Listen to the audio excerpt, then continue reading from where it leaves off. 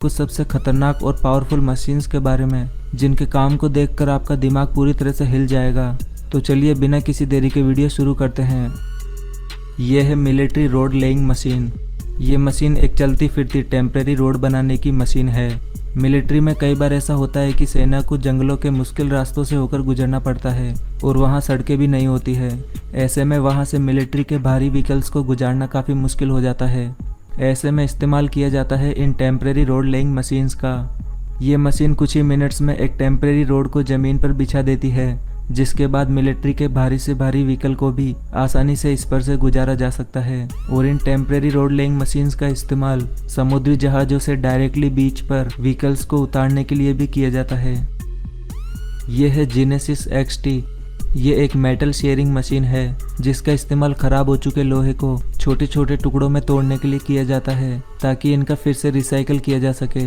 इस मशीन में एक पावरफुल जो लगा है जिसकी हाइड्रोलिक पावर हैवी से हैवी मेटल को आसानी से काटकर उन्हें छोटे छोटे टुकड़ों में बदल देती है। और इस मशीन की मदद से वेस्ट हो चुके हैवी व्हीकल्स को भी रिसाइकल करने के लिए उन्हें छोटे छोटे टुकड़ों में तोड़कर आसानी से स्क्रैप में बदला जा सकता है। यह है इलेक्ट्रोमैग्नेट लिफ्टिंग। ये भी एक काफ़ी पावरफुल मशीन है जिसका इस्तेमाल लोहे की चीज़ों को लिफ्ट करने के लिए किया जाता है।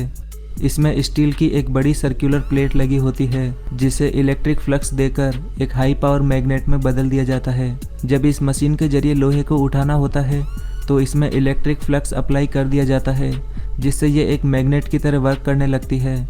और जब इससे इलेक्ट्रिक फ्लक्स को हटा लिया जाता है तो ये लोहे को छोड़ देती है। इस तरह की मशीनों का इस्तेमाल फैक्ट्रीज में लोहे के छोटे छोटे टुकड़ों से लेकर लोहे के बड़े बड़े ऑब्जेक्ट्स को उठाने में किया जाता है। यह है एंटीगो। ये एक बजर ब्रेकिंग मशीन है। इसका इस्तेमाल सड़कों के मेंटेनेंस के समय उन्हें तोड़ने के लिए किया जाता है। इस मशीन में पीछे की तरफ एक हैमर लगा है जो कि बार बार सड़क पर स्ट्राइक करता है। इसके हैमर का वजन 6 टन है और इस हैमर को 5 से 9 फीट की हाइट से ड्रॉप किया जाता है, जिस वजह से सड़क एक झटके में ही एक बार में पूरी तरह से टूट जाती है। और सड़क तोड़ने की इस प्रोसेस में कंक्रीट ज़्यादा ना उछले इसलिए इसके हैमर को चारों तरफ से छोटी छोटी चेन से कवर किया गया है। यह है रॉक क्रशर। इस मशीन का इस्तेमाल बड़े बड़े पत्थरों को क्रश करने के लिए किया जाता है। पत्थरों को क्रश करने के लिए उन्हें इस मशीन के कंटेनर में लगातार डाला जाता है और इसमें घूमता हुआ क्रशिंग रोलर इन पत्थरों को धीरे धीरे क्रश करते जाता है। इसके रोलर पर लोहे के नुकीले टीथ लगे होते हैं जिससे पत्थर कटकर लगातार टूटते रहते हैं और नीचे इकट्ठा होते रहते हैं।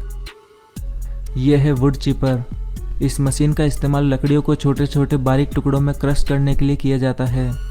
इस मशीन में एक कन्वेयर प्लेटफॉर्म लगा होता है जिस पर एक क्रेन होल्डर की मदद से लगातार लकड़ियों को इस पर रखा जाता है और फिर इस मशीन में लगा क्रशिंग रोलर इन लकड़ियों को अंदर खींचते हुए उन्हें लगातार क्रश करते जाता है। और क्रश की हुई लकड़ियों को ये मशीन एक एयर पंप के जरिए दूर इकट्ठा करते जाती है। और ये मशीन इतनी पावरफुल है कि महज कुछ ही घंटों में ये कई टन लकड़ी को वुड चिपर में कन्वर्ट कर देती है। इन वुड चिपर्स का इस्तेमाल मुख्य रूप से पेपर इंडस्ट्रीज में पेपर बनाने में और गार्डन्स में लैंड को फर्टाइल करने के लिए एज ए कंपोस्ट इस्तेमाल किया जाता है। यह है बैगर 228। ये एक बकेट व्हील एक्सक्वेटर है जो कि दुनिया की सबसे बड़ी सरफेस माइनिंग मशीन है। इसमें लगा बकेट व्हील लगातार घूमते हुए माइनिंग करते जाता है। इसके रोटेटिंग व्हील का डायामीटर 21 मीटर है और इसमें 18 बकेट लगाए गए हैं और इसमें लगे हर एक बकेट की कैपेसिटी 7 टन है। इसी वजह से ये मशीन कई मेट्रिक टन कोल महज कुछ ही घंटों में माइनिंग कर देती है। इस मशीन द्वारा माइन किए गए कोल को एक बहुत लंबे कन्वेयर बेल्ट के थ्रू लगातार आगे चलने दिया जाता है और फिर इस कोल को वहां से ट्रकों में भरकर आगे ट्रांसपोर्ट कर दिया जाता है। यह है कार श्रेडिंग। ये एक बहुत ही कमाल की मशीन है। ये मशीन देखते ही देखते गाड़ियों को छोटे छोटे टुकड़ों में श्रेड कर देती है। इस मशीन में 2 पावरफुल श्रेडिंग रोलर लगे हैं जो कि गाड़ियों को लगातार अंदर खींचते हुए उन्हें श्रेड करते जाते हैं और फिर इन श्रेड किए हुए टुकड़ों को एक अलग कन्वेयर बेल्ट के थ्रू इकट्ठा कर लिया जाता है। दरअसल कबाड़ में पड़ी वेस्ट गाड़ियों को रिसाइकल करने के लिए इन श्रेडिंग मशीन द्वारा उन्हें छोटे छोटे टुकड़ों में श्रेड किया जाता है। इसके अलावा वेस्ट कारों को रिसाइकल करने के लिए एक और टेक्निक का इस्तेमाल किया जाता है जिसे कार कंप्रेसिंग कहा जाता है। इसमें एक हाइड्रोलिक चैम्बर में एक कार की बॉडी को रखकर उसे हाइड्रोलिक प्रेस से दबाकर उसे अपने रियल साइज से 10 गुना तक कंप्रेस कर दिया जाता है। फिर ये कंप्रेस की हुई कार एक छोटे से मेटल बॉक्स की तरह नज़र आती है। ये है P&H4100C। ये मशीन दुनिया की सबसे बड़ी इलेक्ट्रिक रोप सोवेल है। इस सोवेल का इस्तेमाल भी सरफेस माइनिंग के लिए किया जाता है। इसके सोवेल का साइज इतना बड़ा है कि ये एक बार में 100 टन तक कोल को ट्रक में लोड कर सकता है। ये है H20IVC। ये एक स्टोन क्रशिंग रोलर है जिसका इस्तेमाल स्टोन को क्रश करने के लिए किया जाता है। रोड कंस्ट्रक्शन के समय बड़े बड़े पत्थरों को ये मशीन अपने रोलर्स के नीचे दबाकर क्रश करती जाती है। इसके रोलर्स के ऊपर लगे नुकीले टीथ और इसकी खतरनाक वाइब्रेटिंग पावर पत्थरों को काफ़ी आसानी से छोटे छोटे टुकड़ों में तोड़ती जाती है। यह है इम्पैक्ट रोलर। इस तरह के रोड रोलर्स बहुत ही कम लोगों ने देखे होंगे क्योंकि इंडिया में ये बहुत ही कम इस्तेमाल किए जाते हैं। इनका इस्तेमाल भी रोड कंस्ट्रक्शन के समय ही किया जाता है। सड़क पर पत्थर और मिट्टी को डालने के बाद इन रोलर्स को चलाया जाता है। ये रोलर सड़क पर झटके से एक गहरा इम्पैक्ट डालते हैं जिससे कि सरफेस पूरी तरह से सॉलिड हो जाती है। ये रोलर 5 साइडेड और 3 साइडेड दोनों ही तरह के व्हील्स में आते हैं। बताया जाता है कि इन रोलर्स के इस्तेमाल से बनी सड़कों के ज़मीन में धंसने की समस्याएं काफ़ी कम देखी जाती है। ये है कोबेको डिमोलिशन।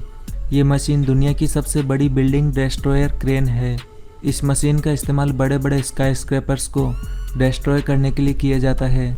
इस क्रेन में कुछ अलग अलग तरह के अटैचमेंट भी मिल जाते हैं जिन्हें अलग अलग सिचुएशन में इस्तेमाल किया जाता है।